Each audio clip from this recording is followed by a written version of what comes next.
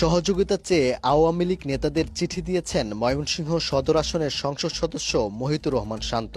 নিজের ফেসবুক পেজে সেই চিঠি রোববার বিকেলে প্রকাশও করেন। স্ট্যাটাসের শুরুতে সংসদ সদস্য মহিতুর রহমান শান্ত লেখেন, আমার এই লেখা হয়তো ফেসবুকে দেয়া উচিত না। কিছু কিছু ক্ষেত্রে অসহযোগিতার দরুন বাধ্য হলাম। অন্তত আমাদের দলের নেতাকর্মীবৃন্দ, সদরের ভোটারবৃন্দ জানুক আমি চেষ্টা করেছি।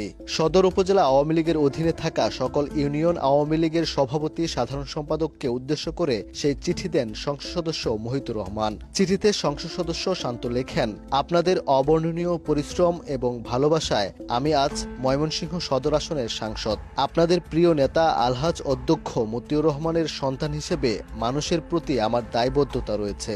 ময়মনসিংহ সদরে সর্বাত্মক উন্নয়ন সাধন করার